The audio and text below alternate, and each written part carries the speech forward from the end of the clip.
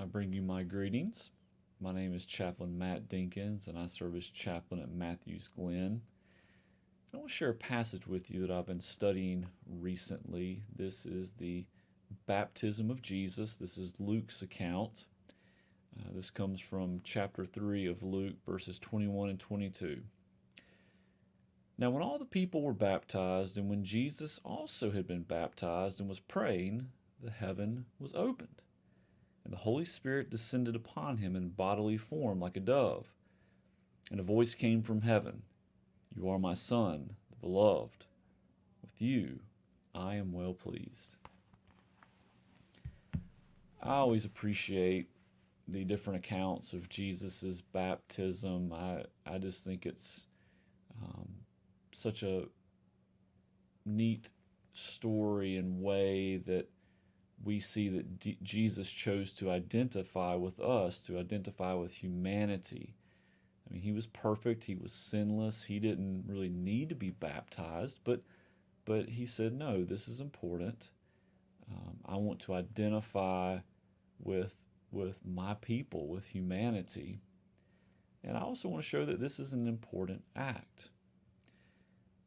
But beyond that lesson and teaching that we get in this story, something that has come to my attention in studying it recently, is Jesus was at an intersection in his life. He had come to a point where he had to make some really hard choices about his occupation, about his family ties, about where he would be living. He was in his early 30s, and he knew what was ahead of him. It was time to live truly into his calling as the Messiah. And so that meant leaving home, leaving mom and dad behind, family behind, leaving everything he knew, the career he had up to that point, and everything he had done up to that point. It was about to change. There's a lot of hard choices that he had to make and live into. And we're in a new year.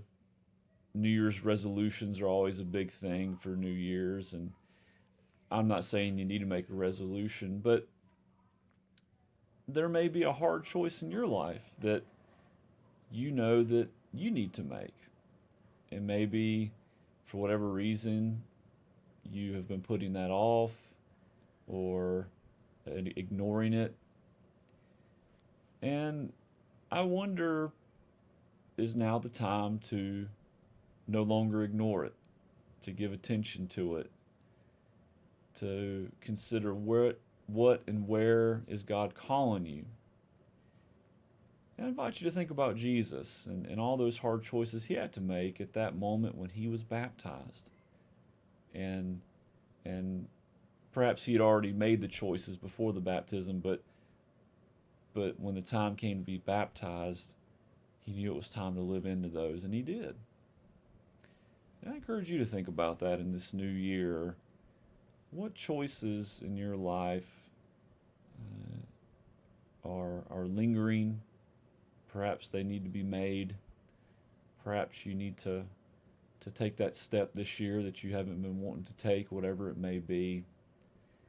I offer that to you as something to think about and as a challenge. I do wish you all a blessed 2024 and a blessed day.